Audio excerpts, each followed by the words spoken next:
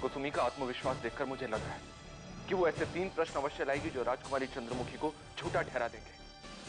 और उसके बाद महाराज अपनी ही सुपुत्री को सूली पर लटका देंगे। महामहिम, सूली पर।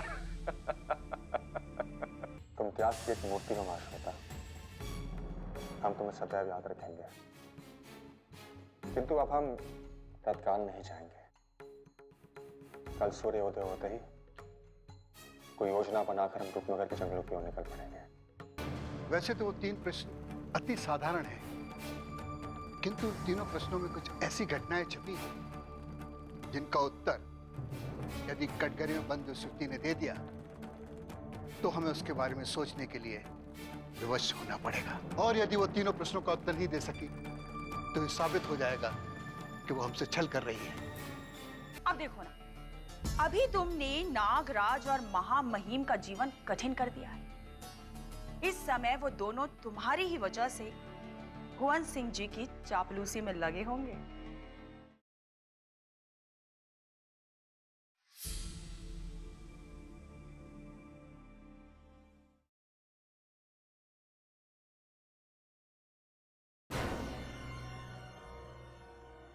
प्रणाम भुवन। प्रणाम। प्रसन्न रहो। हमें अभी अभी महाराज के निर्णय का पता चला है। उन्होंने उस ढोंगी राजकुमारी को फांसी का दंड देकर सारे रूपनगर में हाहाकार मचा दिया है। हाँ भुवन सिंह जी, सारे रूपनगर में चर्चा हो रही है कि अब जो भी षड्यंत्र करेगा उसे फांसी के फंदे पर लटका दिया जाएगा। अब देखना नागराज, रूपनगर और रूपनगर के महल में कोई षड्यंत्रकारी नहीं बचेगा, क्योंकि फांसी के भय से कोई षड्यंत्र नहीं करेगा।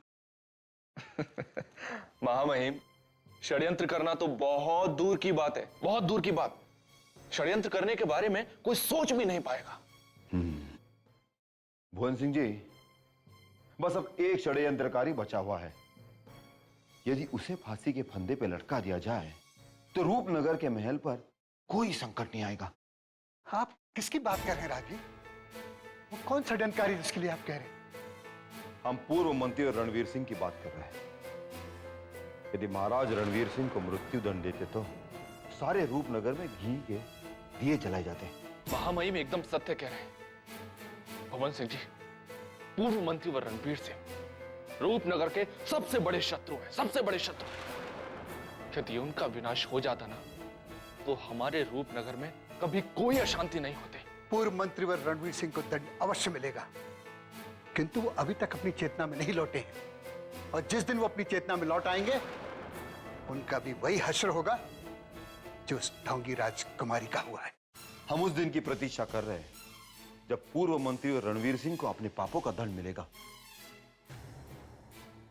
हमने अपने जीवन में बहुत देशद्रोही देखे हैं, किंतु पूर्व मंत्री रणवीर सिंह जैसा देशद्रोही कभी नहीं देखा। महामहिम, किंतु एक समस्या तो अभी भी खड़ी दिखाई दे रही है। यदि हमने उस ढोंगी राजकुमारी को मृत्युदंड दे दिया तो हम हमारी वास्तविक राजकुमारी को कहां ढूंढेंगे? हाँ नागराज, हमने इस विषय में तो सोचा ही नहीं था। एक वही ढोंगी राजकुमारी है जो हमें वास्तविक राजकुमारी तक ले जा सकती है। यदि महाराज ने उस ढोंगी राजकुमारी को मृत्युदंड दे दिया तो हमारे राजकुमारी चंद्रमुखी तक पहुंचने के सारे मार्ग बंद हो जाएंगे। क्यों भुवन सिंह जी, हम ठीक कह रहे हैं ना? हाँ, आप दोनों ठीक कह रहे हैं। एक वही ढोंगी राजकुमारी है जो जानती है कि हमारी राजकुमारी चंद्रमुखी कहां है, किंतु महाराज ने उस ढोंगी राजकुमारी को फांसी पर लटकाने का आदेश दे दिया है। अब भला महाराज के आदेश को कौन टाल सकता है? भुवन सिंह जी, सारे रूपनगर में एक आप ही ऐसे व्यक्ति हैं जो महाराज के किसी भी निर्णय को बदलवा सकते हैं। महाराज आपके आग्रह को कभी नहीं टालेंगे भुवन सिंह जी, कभी नहीं। आप कुछ समय के लिए उस ढोंगी राजकुमारी को दिया मृत्युदंड निरस्त करवा दीजिए। भुवन सिंह जी, यदि हमें हमारी वास्तविक राजकुमारी नहीं मिली ना तो हम दोनों आत्महत्या कर लेंगे। ऐसी अशुभ बातें मत कीजिए नागराज जी। हम महाराज से मिलकर पूरा प्रयास करेंगे कि उस ढोंगी राजकुमारी के दंड को कुछ समय के लिए निरस्त कर दिया जाए। हाँ भुवन सिंह जी, यदि आपने ऐसा करवा दिया तो हमें हमारी वास्तविक राजकुमारी मिल जाएगी। हमें उस ढोंगी राजकुमारी से कोई लेना देना नहीं है, किंतु हमें हमारे वास्तविक राजकुमारी को बचाने के लिए उस ढोंगी राजकुमारी को जीवित रखना होगा। और जैसे ही हमें अपनी वास्तविक राजकुमारी मिल जाएगी, हम दोनों स्वयं जल्लाद बनकर उस ढोंगी राजकुमारी को फांसी के फंदे पर लटका देंगे। भुवन सिंह जी, अब अधिक देर मत कीजिए और महाराज को समझाने का प्रयास कीजिए, अन्यथा बहुत बड़ा अनर्थ हो जाएगा, बहुत बड़ा अनर्थ। आप निश्चिंत रहिए। हमें यह जानकर बड़ी प्रसन्नता हुई कि आप दोनों के भीतर राजकुमारी के लिए इतना सम्मान है। हम तुरंत महाराज से भेंट करेंगे और उनसे आग्रह करेंगे कि उस ढोंगी राजकुमारी का मृत्युदंड कुछ समय के लिए टाल दिया जाए।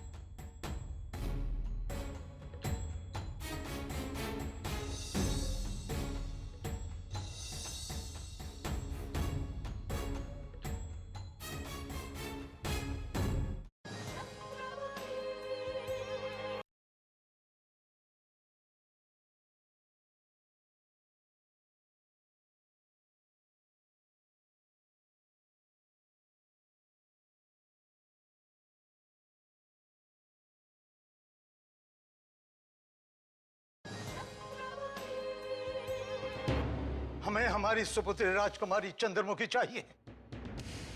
समझ में नहीं आता कि महल में इतनी सुरक्षा के बावजूद हमारी राजकुमारी कहां लुप्त हो गई। वो जहां भी होगी हम उन्हें सुरक्षित ले आएंगे। हमने हमारे गुप्तचर को चारों ओर फैला दिया है। ये बात हम कितने समय से सुनते चले आ रहे हैं, किंतु हमारी राजकुमारी चंद्रमुखी तो क्या, आज तक उसकी परछाई भी देखने को नहीं मिली। महाराज, अब राजकुमारी चंद्रमुखी को खोजने का समय आ गया है। जब से आपने उस ढोंगी राजकुमारी को फांसी का दंड दिया है, तब से सारे रूपनगर में एक नई हलचल सी मच गई है। रूपनगर में जो हलचल हो रही है उसके बारे में हम अच्छी तरह जानते हैं, लेकिन आज तक हमें उसका लाभ नहीं मिला। तो अच्छी तरह जानते हो कि राजकुमारी के बिना हमारा सांस लेना कितना कठिन है। हम आपकी पीड़ा को समझ सकते हैं महाराज, किंतु हम राजकुमारी चंद्रमुखी की खोज में दिन रात जुटे हुए हैं। आपने जिस ढोंगी राजकुमारी को फांसी की दंड की घोषणा की है, वो शीघ्र ही टूट जाएगी और राजकुमारी चंद्रमुखी के बारे में सबको सत्य सत्य बता देगी। अगर उस ढोंगी राजकुमारी ने इनकार कर दिया तो मृत्यु के भय से अच्छे अच्छे अपराधी अपने मुंह खोलकर सत्य बता देते महाराज। फिर ढोंगी राजकुमारी तो सिर्फ एक स्त्री है। मुझे पूरा विश्वास है, अगर वो राजकुमारी चंद्रमुखी के बारे में जानती है तो सबको सत्य सत्य बता देगी। यदि वो ढोंगी राजकुमारी कुछ नहीं जानती होगी तो आप हमारी राजकुमारी चंद्रमुखी को कहां ढूंढते फिरेंगे? महाराज, ये नहीं हो सकता। वो ढोंगी स्त्री अवश्य हमारी राजकुमारी चंद्रमुखी के बारे में जानती होगी, किंतु उसने कभी नहीं सोचा होगा कि आप उसे मृत्युदंड दे देंगे। अब देखना, जैसे जैसे उसका मृत्यु का दिन निकट आएगा वो सत्य उगलने लगेगी। अगर आपको इतना ही विश्वास है तो हम उस दिन तक इंतजार करेंगे और उसी दिन सरेआम उस ढोंगी राजकुमारी को मृत्यु दंड देंगे। और फिर भी अगर हमारी राजकुमारी नहीं मिली तो हम रूपनगर को शमशान बना देंगे, जलाकर राख कर देंगे। यदि उस ढोंगी राजकुमारी ने सत्य नहीं बताया तो उन षड्यंत्रकारियों को सत्य अवश्य बताना होगा, जिन्होंने राजकुमारी चंद्रमुखी को कहीं छुपा कर रखा होगा। जैसे उन्हें पता चलेगा वो ढोंगी राजकुमारी को मृत्यु दंड की घोषणा दी गई है, तो वो षड्यंत्रकारी सीमा से बाहर भागने का प्रयास करेंगे। तब तत्काल हमारे सैनिकों ने पकड़ लेंगे। इसलिए हमें आशा है राजकुमारी जी शीघ्र ही हमें प्राप्त होगी। हमें आपकी रणनीति जानकर हमारी आशा बनने लगी है। बस हमें एक बार, सिर्फ एक बार यह पता चल जाए कि हमारी सुपुत्री राजकुमारी चंद्रमुखी को किसने लुप्त किया है, तो इसके पश्चात हम उन षड्यंत्रकारियों को तड़पा कर इस तरह मारेंगे कि फिर कोई भी हमारे महल की तरफ निगाह उठाकर नहीं देखेगा।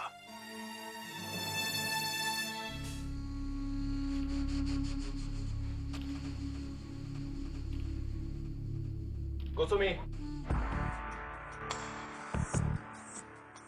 प्रणाम नागराज जी। प्रणाम महामहिम। बधाई हो कुसुमी, हम तुम पर अति प्रसन्न हैं। तुमने राजकुमारी के लिए जो हमें 3 प्रश्न बताए थे उनका वो उत्तर नहीं दे पाई और उसे ढोंगी राजकुमारी समझ लिया गया। हाँ कुसुमी, तुमने अपनी बुद्धिमत्ता का प्रयोग करके हमारा पूर्ण सहयोग किया है, इसलिए महामहिम तुम्हें बहुमूल्य उपहार देंगे। आपने मुझे इतना सम्मान दिया, इसके लिए मैं बहुत आभारी हूँ हुजूर। लेकिन हुजूर, मुझे ये सूचना मिली है कि महाराज ने षड्यंत्रकारियों की सूची मांगी है, और यदि भुवन सिंह जी ने वो सूची महाराज को दे दी तो मुझे भी मृत्युदंड मिल सकता है। कुसुमी, हमारे महामहिम राजवीर सिंह के होते हुए तुम्हें चिंता करने की कोई आवश्यकता नहीं है, कोई नहीं। भुवन सिंह जी ने षड्यंत्रकारियों की सूची में तुम्हारा भी नाम लिख लिया था कुसुमी। ये क्या कह रहे हैं हुजूर आप? वो तो महामहिम ने बड़ी चतुराई से तुम्हारा नाम लिखने से बचा लिया। क्या भुवन सिंह जी को मुझ पर इतना संदेह हो गया कि वो षड्यंत्रकारियों की सूची में मेरा भी नाम लिखने वाले थे? तुम संदेह की बात कर रही हो? भुवन सिंह जी ने तो मान लिया था कि तुम षड्यंत्रकारी हो, किंतु जब हमें उसका पता चला तो हम तत्काल जाकर उनसे मिले और तुम्हारी स्वामी भक्ति की हमने बहुत प्रशंसा की और फिर उन्हें अपना निर्णय बदलना पड़ा। बहुत बहुत धन्यवाद हुजूर, मैं आपका ये एहसान कभी नहीं भूलूंगी। यदि आप नहीं होते तो मैं भी अकाल मृत्यु को प्राप्त हो जाती। आप बताइए, आगे मेरे लिए क्या आदेश है? कुसुमी, वही नया आदेश तो हम तुम्हें बताने के लिए आए हैं। भुवन सिंह जी ने महामहिम से महल में छिपे हुए षड्यंत्रकारियों की सूची मांगी है और अब तुम्हें उन षड्यंत्रकारियों को पहचानना है। ये कैसा आदेश है हुजूर? यदि मैंने महल में छुपे षड्यंत्रकारियों का नाम बता दिया तो अनर्थ हो जाएगा, क्योंकि आप दोनों ये भली भांति जानते हैं कि महल में छिपे षड्यंत्रकारी और कोई नहीं अपितु आप दोनों हैं। कि ये बात हमारे और तुम्हारे सिवा कोई नहीं जानता, इसीलिए हमें उन राज अतिथियों को किसी भी तरह षड्यंत्रकारी घोषित करना है जो महल को अपनी ससुराल समझकर रह रहे हैं। ये आप क्या कह रहे हैं हुजूर? आप हमारे राज अतिथियों को षड्यंत्रकारी घोषित करना चाहते हैं? हमारे सभी राज्य अतिथि किसी न किसी राज्य के युवराज हैं, तो हम युवराजों को षड्यंत्रकारी कैसे घोषित कर सकते हैं? ये सोचना तो तुम्हारा कार्य है कुसुमी, तुम्हारा।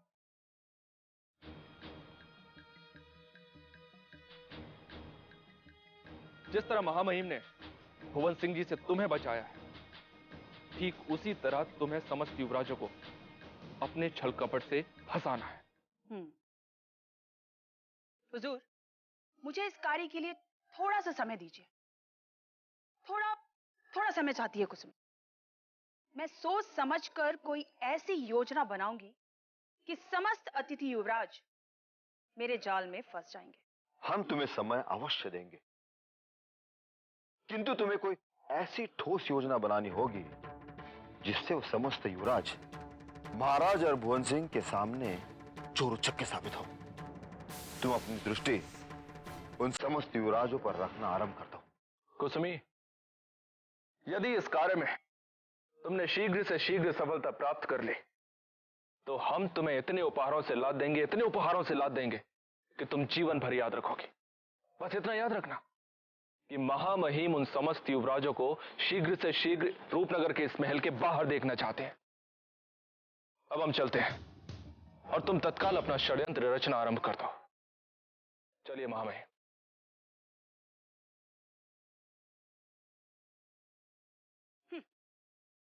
अब तुम दोनों अपने प्राणों की रक्षा करो, क्योंकि अति शीघ्र तुम दोनों अपने ही बनाए हुए षड्यंत्र के जाल में फंसने वाले हो।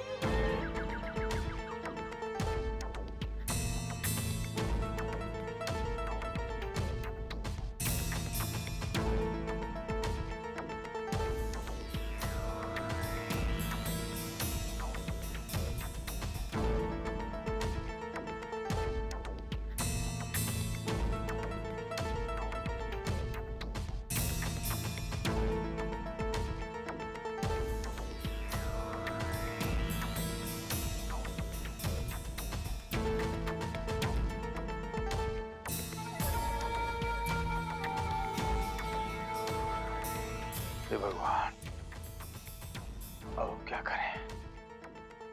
सूर्य प्रताप सिंह का कुछ पता नहीं चल रहा है, समझ में नहीं आता। अचानक वो लुप्त कहाँ हो गए? कहीं ऐसा तो नहीं कि रूपनगर की किसी मायावी शक्ति ने उन्हें निगल लिया हो? नहीं नहीं, हे ईश्वर, ऐसा मत होने देना। वो जहां कहीं भी हो सुरक्षित हो। उन्हें कहीं ना कहीं से ढूंढ कर निकालना होगा, कहीं ना कहीं से, चाहे वो जहां कहीं भी हो।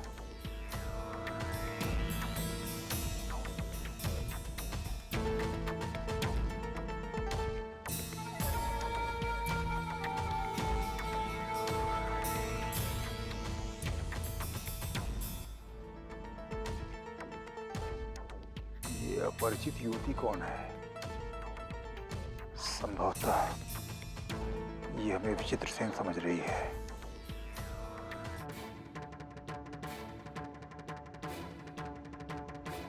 अपनी दासी कुसुमी का प्रणाम स्वीकार कीजिए गुरुदेव।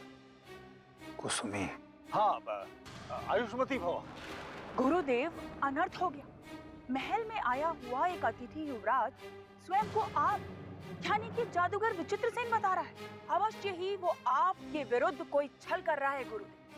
बस यही बताने भागे भागे हम आपके पास चले आए गुरुदेव। इसे देखकर तो ऐसा लगता है कि ये युवती अवश्य ही जादूगर विचित्र सेन से मिली हुई है। अब हमें भी कोई चाल चलना होगा और इससे विचित्र सेन बनकर ही बात करनी होगी। आप चुप क्यों हो गए गुरुदेव?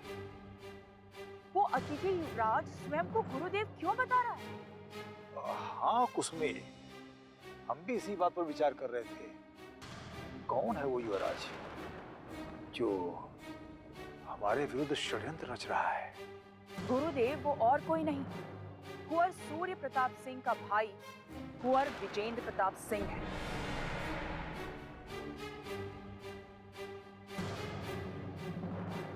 देखो कुसुमी, ये कुंवर विजेंद्र प्रताप सिंह अवश्य ही हमारे विरुद्ध कोई गहरा षड्यंत्र रच रहा है। तुम्हें इसका पता लगाना होगा कि वो क्यों स्वयं को जादूगर विचित्र सेन कह रहा है। मैंने पता लगाने का प्रयास किया था गुरुदेव। उसने मुझे बताया कि वो रूपनगर का सम्राट बनना चाहता है। रूपनगर का सम्राट? नहीं कुसुमी, नहीं, कदापि नहीं। रूपनगर का सम्राट यदि कोई बनेगा तो केवल हम बनेंगे, केवल हम। हमारे रहते दूसरा कोई भी रूपनगर का सम्राट नहीं बन सकता। किंतु गुरुदेव, वो युवराज महल में बैठा बैठा अवश्य कोई ऐसी योजना बना रहा है जिससे सारे रूपनगर की बागडोर उसके हाथ में आ जाए। कुसुमी, तुम उसकी प्रत्येक योजना की सूचना तत्काल राजकुमारी चंद्रमुखी को दे दो, क्योंकि राजकुमारी चंद्रमुखी को जैसे ही उसके षड्यंत्रों का पता चलेगा, वो उस कपटी युवराज को तत्काल कारागार में बंद कर देगी। गुरुदेव, वही तो मैं नहीं कर सकती। आपने राजकुमारी चंद्रमुखी का रूप परिवर्तित करके अपने ही हाथ काट लिए हैं। महाराज ने उन्हें सूली पर चढ़ाने का आदेश दे दिया है। तो इसका तात्पर्य हुआ कि जादूगर विचित्र सेन ने राजकुमारी चंद्रमुखी का रूप परिवर्तित कर दिया है। अब किसी भी तरह उस जादूगर को महल से बाहर खदेड़ना होगा, अन्यथा वो दुष्ट रूपनगर को तहस नहस कर देगा। गुरुदेव, ये आप बार बार क्या सोचने लग जाते हैं? मैं बहुत कठिनाई से छिपते छिपाते आपके पास पहुंची हूँ। शीघ्र अतिशीघ्र कोई उपाय बताएं गुरुदेव, अन्यथा बहुत अनर्थ हो जाएगा। उपाय? कुसुमी, उपाय बताने के लिए हमें थोड़ा सा समय चाहिए।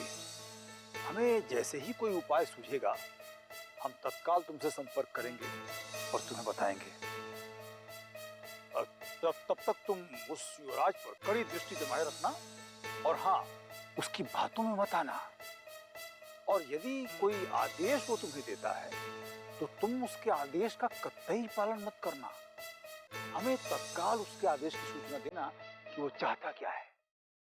और हम भी ध्यान लगाकर देखते हैं, पता करते हैं कि वो हमारे विरुद्ध कौन कौन से षड्यंत्र रच रहा है। जी गुरुदेव, प्रणाम। विजयी भवा।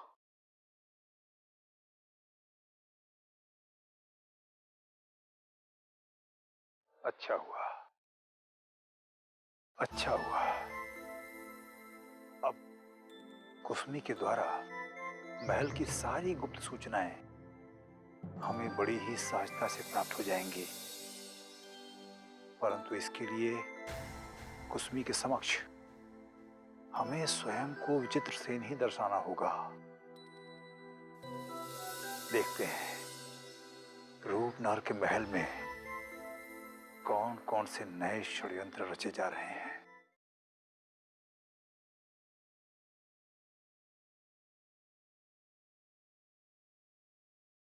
हुजूर, हम अंदर आ सकते हैं क्या? अरे आओ चंगू मंगू, आ जाओ। हुजूर, हम आ चुके हैं। चंगू मंगू, इस पूरे राज्य में हमारी चिंता किसी को नहीं, केवल तुम दोनों ही हमारे शुभ चिंतक हो। पर क्या बात, आज तुम दोनों के चेहरे बड़े पीले पड़े। क्या तुम्हारे उस धुआं सिंह ने तुम्हें नौकरी से निकाल दिया? हुजूर, वो हमें क्या नौकरी से निकालेंगे? अरे हम ही उन्हें अपना स्वामी बनाकर रखे। हम जब चाहे तब उनकी नौकरी छोड़ के जा सकते हैं हुजूर। आप हमारी चिंता छोड़िए हुजूर, और अपनी चिंता कीजिए, क्योंकि आप भी हमारी सरकार की तरह विवाह होने के पहले ही विधवा बनने वाले। विवाह होने से पहले विधवा? ये तुम क्या कह रहे हो? हुजूर, हम जो भी कह रहे हैं बिल्कुल ठीक कह रहे हैं। क्या महल में होने वाली उथल पुथल के बारे में आपको पता नहीं? हमें इस महल में होने वाले कार्यों के बारे में बताता ही कौन है? शीघ्र बताओ, ऐसा क्या हो गया जो तुम कोई अपशगुनी समाचार देने हमारे पास भागे आए? हुजूर, महल में जो हो रहा है उसे सुनने के बाद आपके पैरों के नीचे से धरती सरक जाएगी और छत आपके सर पे गिर जाएगी। ऐसा क्या हो गया? शीघ्र बताओ। राजकुमारी चंद्रमुखी से विवाह करने का स्वप्न भूल जाइए। हुजूर, राजकुमारी चंद्रमुखी कहीं लुप्त हो गई है। नहीं, ये कभी नहीं हो सकता। अमलकापुरी से रूपनगर अपने प्राणों को हथेली पे लेकर आए, इसलिए नहीं कि राजकुमारी चंद्रमुखी किसी और की हो जाए। राजकुमारी चंद्रमुखी केवल भानु प्रताप सिंह की होगी। आप पहले मंगू की पूरी बात तो सुन लीजिए, उसके बाद पता चलेगा कि आपका विवाह होगा या नहीं होगा। अरे बताओ बताओ, शीघ्र बताओ, क्या बात हो गई है? ये तो भगवान ही जानता है। हमें जो पता चला वही आपको बताने आ गए। हमें ये भी पता चला है कि जो युवती स्वयं को राजकुमारी बता रही है उसे महाराज फांसी का दंड देने का आदेश दे दिया है। फांसी? अरे कौन है ये युवती जो स्वयं को राजकुमारी चंद्रमुखी बता रही है? हम उससे मिलना चाहते हैं। हुजूर, उस युवती से तो आप कभी नहीं मिल सकते, क्योंकि महाराज ने उसे ऐसी काल कोठरी में डाला है जहां परिंदा भी पर नहीं मार सकता। आप हमारी बात मानिए तो आप तत्काल इस महल से 9-2-11 हो जाइए, अन्यथा आप भी दंड के भागीदार हो सकते हैं। हम कोलकापुरी के इकलौते युवराज कुंवर भानु प्रताप सिंह हैं। हमें कोई भी दंड नहीं दे सकता, पर हमें इतनी क्षमता है कि हम राजकुमारी चंद्रमुखी को पाताल से ढूंढ कर भी ले आएंगे। हुजूर, आपकी इच्छा इस जन्म में तो कभी पूरी नहीं हो सकती हुजूर।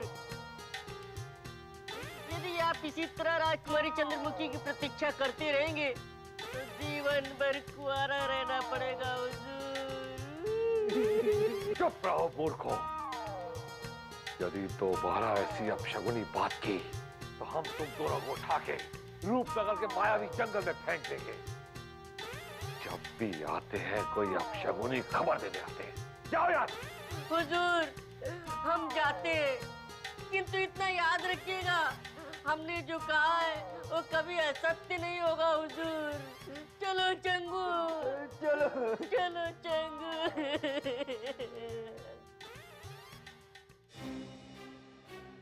यदि राजकुमारी चंद्रमुखी नहीं मिली तो हमारा क्या होगा? ये सब हमारे उस सौतेले भाई वनराज के कारण हो रहा। यदि हमारा विवाह राजकुमारी चंद्रमुखी के साथ नहीं हुआ तो हम हमारे सौतेले भाई का वध करके उसकी समाधि यहाँ रूपनगर में बनाएंगे।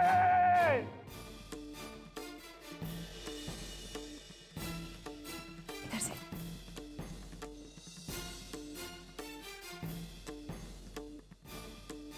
महाश्वेता, क्या तुम्हें पूरा विश्वास है कि जहां हम जा रहे हैं हमें वो फूल अवश्य प्राप्त हो जाएगा? हाँ युवराज, मुझे पूर्ण विश्वास है। स्वामी परमानंद से मिलने के बाद हमें उस फूल के बारे में अवश्य पता चल जाएगा। आप निश्चिंत रहिए और सतर्कता से आगे बढ़ते रहिए। चलिए। ठहरो।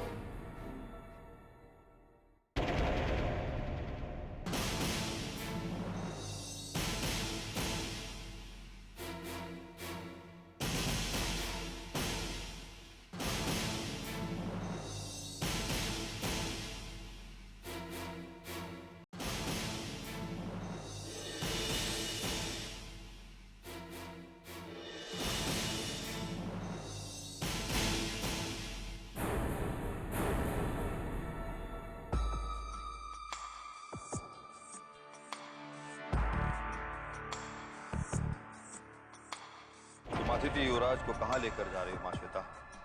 कहीं नहीं हुजूर, बस महल के आसपास ही घुमाने ले जा रही थी। किसकी आज्ञा से?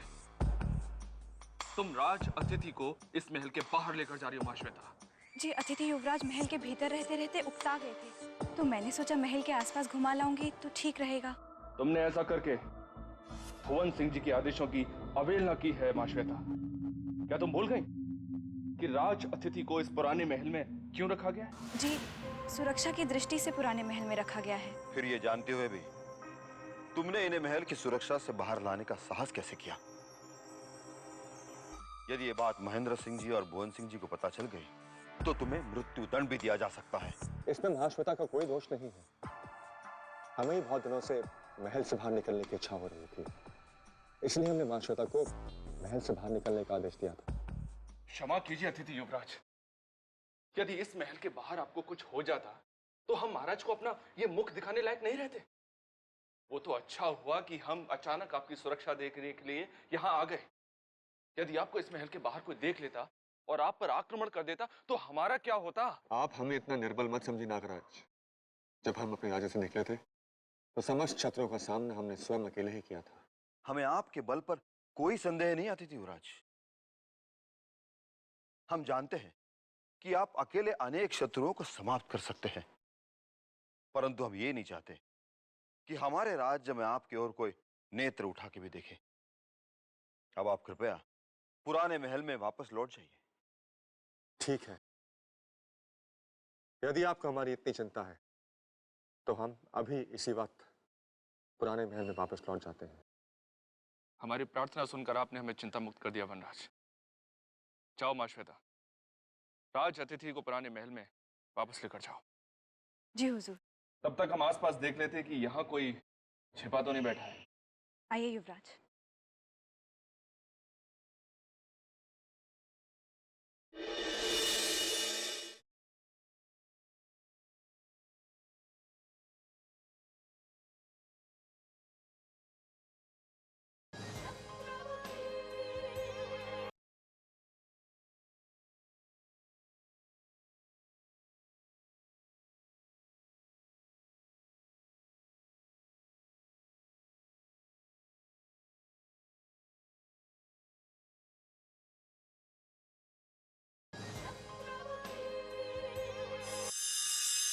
महामहिम, मुझे तो दाल में कुछ काला दिखाई दे रहा है।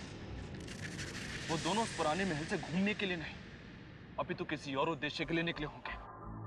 तुमने हमारे मन की बात कह दी नागराज। महाश्वेता उस पशुराज से अवश्य मिल गई होगी और वो दोनों उस चंद्रमुखी के फूल को खोजने निकले होंगे। इसका तात्पर्य ये हुआ महामहिम कि मेरा संदेह सही निकला।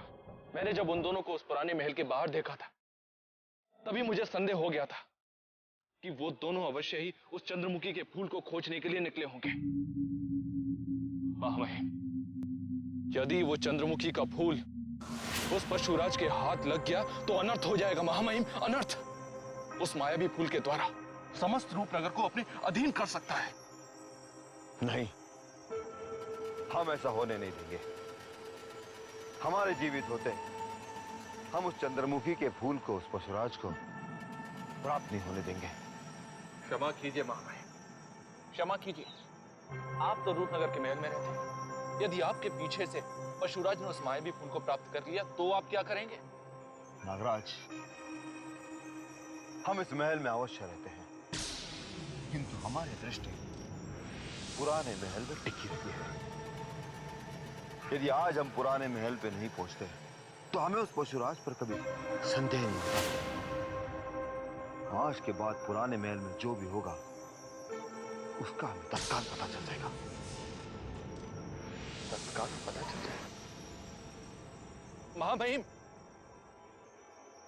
महामहिम, महामहिम, किंतु ये तो बताइए कि आपको तत्काल कैसे पता चल जाएगा? महामहिम, वनराज की सेवा में जिस महाश्वेता को रखा गया है वो भी हमारी विश्वास पात्र नहीं है, तो फिर आपको कैसे पता चल जाएगा कि वहां क्या हो रहा है? नागराज, महाश्वेता भले ही हमारे विश्वास पात्र ना हो, किंतु यदि उसे लालच दिया जाए तो वो हमारे लिए कार्य कर सकती है। ऐसा कभी नहीं हो सकता महामहिम, कभी नहीं। मैं उस महाश्वेता को बहुत अच्छी तरह से जानता हूं महामहिम, बहुत अच्छी तरह से। वो अपने प्राण त्याग देगी किंतु हमारा साथ कभी नहीं देगी, कभी नहीं। यदि उसने हमारा साथ नहीं दिया तो हम उसे उस पुराने महल में तो क्या, इस संसार में भी रहने नहीं देंगे। महामहिम, आप ऐसा अनर्थ बिल्कुल मत करना, बिल्कुल मत करना। यदि आपने उस महाश्वेता के प्राण छीन लिए तो रूपनगर के बड़े अधिकारियों के कान खड़े हो जाएंगे और उसकी हत्या का आरोप हम पर लग जाएगा। महामहिम, आप इस युक्ति को छोड़िए और कोई दूसरी युक्ति निकालिए। दूसरी युक्ति हमारे समझ में नहीं आ रही है। नागराज, तुम्हें ऐसा कोई तोड़ निकालो जिससे सांप भी मर जाए और लाठी ना टूटे। हम उस चंद्रमुखी के फूल को किसी भी हालत में खोना नहीं चाहते। यदि वनराज को वो फूल प्राप्त हो गया तो हम दोनों कहीं के नहीं रहेंगे। एक योजना है मेरे पास महामहिम। यदि हम अपनी विश्वास पात्र सेविका मंद्रा को उस पुरानी महल की निगरानी पर लगाते तो हमें उस समस्या से छुटकारा मिल सकता है। तुम्हारा ये सुझाव हमें बहुत पसंद आया। मंद्रा एक ऐसी सेविका है जो अपने प्राणों की आहुति हमारे लिए दे सकती है। मंद्रा गुप्त रूप से अपनी दृष्टि पुराने महल पर जमाए रखेगी और उस वनराज और महाश्वेता के विषय में हमें पल पल की जानकारी देती रहेगी। महामहिम, अब और अधिक देर मत कीजिए और तत्काल मंद्रा को आदेश दे दीजिए, क्योंकि यदि देर हो गई तो अनर्थ हो जाएगा महामहिम, अनर्थ। हमें तत्काल मंद्रा को आदेश दे देना चाहिए। मंद्रा जी, कहो, क्यों आए हो? आपको नागराज जी और महामहिम जी ने याद किया है। ठीक है, उनसे कह दो हम आ रहे हैं। जो आज्ञा।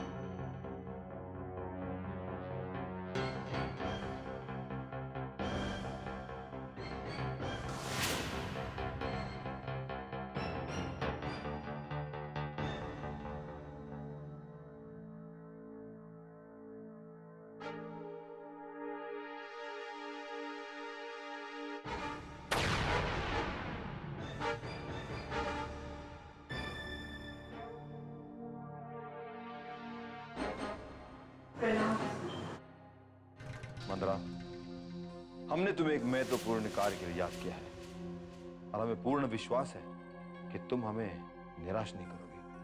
हुजूर, आपका आदेश मेरे लिए ईश्वर के आदेश के समान है और आप जो भी कार्य बताए उसे पूरा करना मेरा धर्म है। हमें तुमसे ऐसे ही उत्तर की आशा थी मंदरा। उस दुष्ट वनराज ने महामहिम को संकट में डाल दिया है। वो उस पुराने महल में बैठा नए नए षड्यंत्र रचा रहा है और उसका साथ दे रही है वो दुष्ट महाश्वेता। ये कैसे हो सकता है हुजूर? महाश्वेता तो रूपनगर राज्य के लिए अपने प्राणों को न्यौछावर करने की बातें करती फिरती है। फिर वो अचानक कैसे हमारे राज्य के विरुद्ध षड्यंत्र कर सकती है? उस वनराज ने महाश्वेता को लालच देकर अपनी ओर कर लिया है।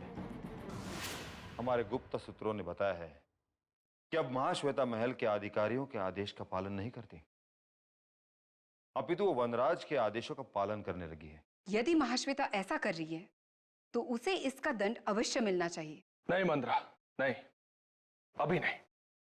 समय आने पर हम उसे दंड देंगे, किंतु पहले हम ये जान लेना चाहते हैं कि वो वनराज के साथ मिलकर क्या क्या नई गुप्त योजनाएं बना रही है।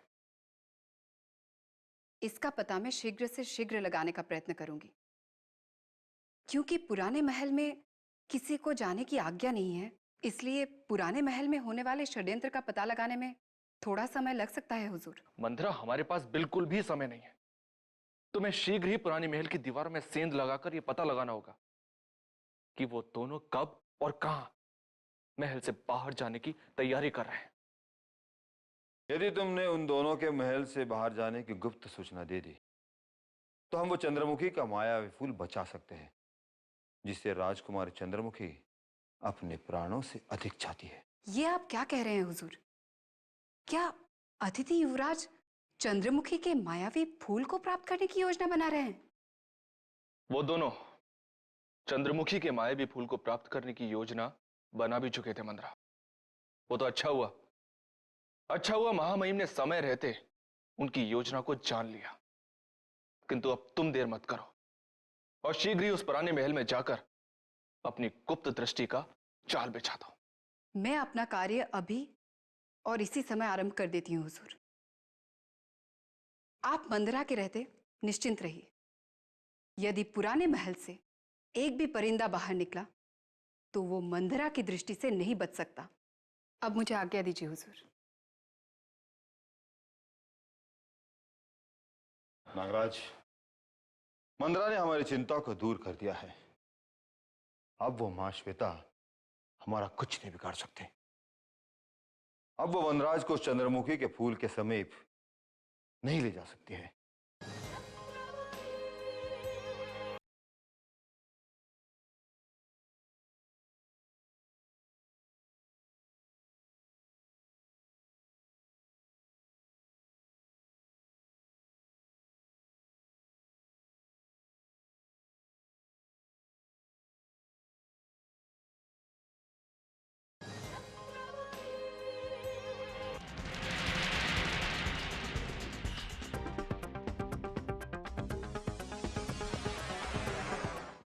ये मंदारा कहाँ से आ रहे मंगू? ये महामहिम राजवीर सिंह के कक्ष से आ रही है। लेकिन ये वहां क्यों गई थी? अवश्य कुछ गुप्त सूचना देकर आई होंगी। चलो उसी से पूछते हैं। चलो। क्या बात है मंदरा जी, आज आप बड़ी प्रसन्न दिखाई दे रही हैं। महामहिम ने आपको कोई मूल्यवान उपहार दिया है क्या? नहीं चंगू मंगू, मुझे राजवीर सिंह जी ने कोई उपहार नहीं दिया है। उन्होंने तो मुझे ये आदेश दिया है कि मैं महाराज और महल की सुरक्षा का पूर्ण ध्यान रखूं। अच्छा, क्या बात है। आजकल महामहिम राजवीर सिंह जी को महाराज और महल की सुरक्षा की चिंता होने लगी। अरे वाह! आज ही क्या, उन्हें तो महाराज और महल की सदैव चिंता लगी रहती है। क्या तुम्हें इसमें कोई संदेह लग रहा है? आप संदेह की बात कर रही हैं? हम कभी सोच भी नहीं सकते कि महामहिम ने ऐसी चिंता की होंगी। तुम दोनों आजकल बहुत बोलने लगे हो। मैं अभी वापस जाकर महामहिम को कहती हूँ कि तुम दोनों उनके बारे में क्या विचार रखते हो।